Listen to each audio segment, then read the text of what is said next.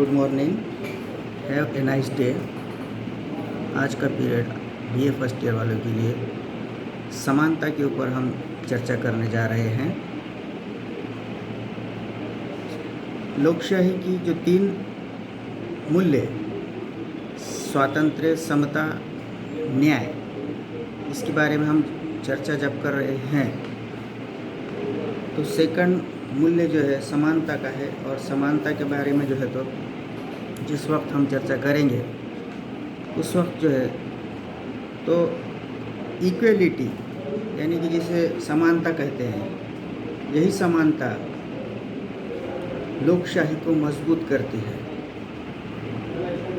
समानता के बारे में जिस वक्त हम चर्चा करेंगे तब देखेंगे कि इस देश में बहुत सारी विभिन्नता हमको देखने में आती है, जैसा कि स्त्री पुरुष असमानता, आर्थिक असमानता। समानता का जो प्रतिवादी शब्द है उसे हम विषमता कहते हैं, समता विषमता। तो इस तरह से बहुत सारी विषमताएं हमको देखने को मिलेगी। यहाँ पर लोकशाही को मजबूत करने के लिए समानता का होना बहुत ज़रूरी है। समानता जब तक की नहीं होगी तब तक की लोकशाही मजबूत नहीं हो सकती। इसलिए यहाँ पर जो है तो समानता को बहुत ज़्यादा अहमियत दी जाती है, महत्व दिया जाता है। जैसा कि हम देखेंगे कि यहाँ पर जो है तो नागरिक समानता है, उसी के साथ साथ जो है तो आर्थिक समानता है, नैसर्गिक समानता है और लैंगिक समानता, जिसे हम स्त्री पुरुष कहेंगे।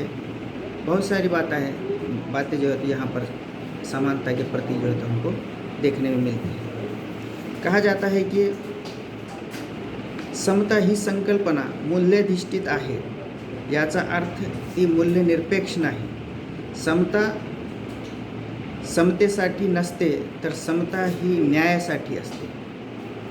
समता ही समतेसाठी नसते तर ही न्यायासाठी असते। म्हणजे समाजामध्ये जोपर्यंत न्याय मिळत नाही तोपर्यंत समानता ही टिकवावी लागते। म्हणून समाजामध्ये योग्य तो न्याय मिळवून देण्यासाठी समानतेचा जो मुद्दा आहे तो स्पष्ट करणे आवश्यक आहे, अपरिहार्य आहे। समाजात समता आहे किंवा समतेच्या तत्वाचा समाजाने स्वीकार केलेला आहे असे आपणास म्हणता येईल जेव्हा समाजातील सर्व व्यक्तींना व्यक्तिमत्वाचा विकास करण्यासाठी संधी असेल किंवा समाजातील कोणत्याही व्यक्तीस किंवा विशिष्ट समाज घटकास जन्मसिद्ध विशेष अधिकार असणार नाही। तिसरा आहे सत्ता प्राप्त करण्याचा अधिकार सर्वांना असेल। आणि चौथा आहे समाजात अधिकारांचे समान वितरण झालेले असेल। समतेची संकल्पना समजण्यासाठी तिच्या दोन्ही बाजूंचा विचार करावा लागतो। त्या 2 बाजू म्हणजे नकारात्मक व सकारात्मक होय। अशा प्रकारातून समता ही समाजामध्ये नांदली पाहिजे असा आग्रह अनेक सामाजिक विचारवंत इथे मांडण्याचा प्रयत्न करतात। सामाजिक समता म्हणजे कोणत्याही व्यक्तीचा सामाजिक दर्जा हा त्याच्या धर्मावरून, जातीवरून किंवा वंश व लिंगावरून ठरवला जाऊ नये। याचा अर्थ व्यक्तीची सामाजिक कनिष्ठता किंवा वरिष्ठता असण्याचे निकष वरील असू नयेत। जर समाजात विशिष्ट वर्गास केवळ त्याच्या जन्मामुळे किंवा व्यवसायामुळे हीन किंवा कनिष्ठ समजले गेले असेल व समाजाची तीच मानसिकता आजही कार्यरत असेल, अशा प्रकारे समाजामध्ये असमानतेचा जो व्यवहार आहे तो थांबविण्यासाठी समाजामध्ये समानतेचा मुद्दा हा मांडला जातो। समाजामध्ये अनेक दृष्टिकोन असे आपण पाहू शकतात की या समाजामध्ये अनेक जाती धर्मामुळे लोकांना कनिष्ठ स्वरूपाची वागणूक दिली जाते। काही लोक असे आहे समाजामध्ये की जे कनिष्ठ स्वरूपाची कामे करतात, व्यवहार करतात, म्हणून त्यांना हीन स्वरूपाची वागणूक दिली जाते, यानी कि उनको कम दर्जे से देखा जाता है। जैसा कि भाई रास्ते पे काम करने वाले या कोई साफ़ सफाई करने वाले जो कर्मचारी होते हैं, हम उनको निचली निगाहों से देखते हैं। लेकिन दुनिया में जो जितने भी लोग हैं वो सब इंसान हैं, मानव है।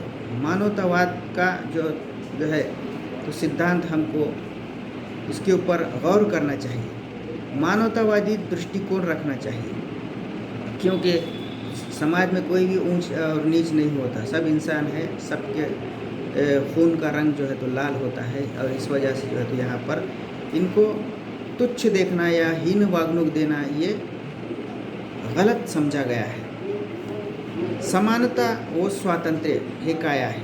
समतेची संकल्पना अधिक स्पष्ट होण्यासाठी तिचा विचार स्वातंत्र्याच्या संदर्भात करणे आवश्यक आहे। टॉकविल, ॲक्टन यांच्यासारख्या स्वातंत्र्यास प्राधान्य देणारे अभ्यासक असे मानतात की स्वातंत्र्य व समता या संकल्पना परस्पर विरुद्ध आहेत।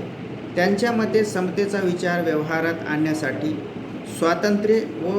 स्वातंत्र्यावर मर्यादा आवश्यक आहेत।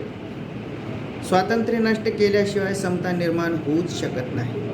राज्य जेव्हा समतेसाठी एखादा कायदा करते तेव्हा समाजातील काही घटकांच्या स्वातंत्र्यावर मर्यादा येणे स्वाभाविक आहे।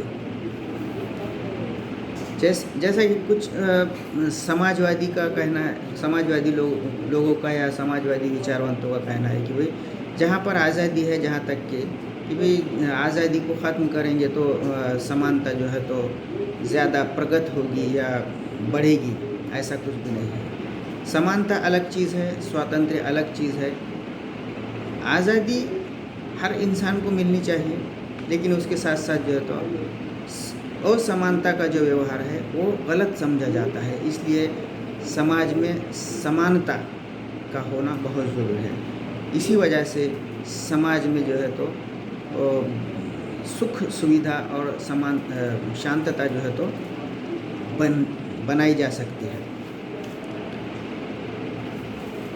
या अर्थाच्या चुकीमुळे असे समजले जातात की समतेच्या अर्थाच्या बाबतीत ही असाच वाद आहे, जे खुल्या आर्थिक व्यवस्थेच्या दृष्टिकोनातून स्वातंत्र्याची मांडणी करतात ते समतेस विरोध करतात, कारण त्यांना समता म्हणजे सर्वार्थाने समान असा अर्थ अभिप्रेत आहे, जो चुकीचा आहे। साम्यवादी समतेस महत्त्व देतात। जो साम्यवादी विचारसरणी के लोग हैं, जो साम्यवाद को बढ़ावा देते हैं, वो समता का समर्थन करते हैं। समाजवादी और साम्यवादी ये दोनों का जो दृष्टिकोण है वो एक ही तरह का है। तो इस तरह से जो है तो समाजवादी और साम्यवादी स्वातंत्र्य को अहमियत ना देते हुए समानता को अहमियत देते हैं।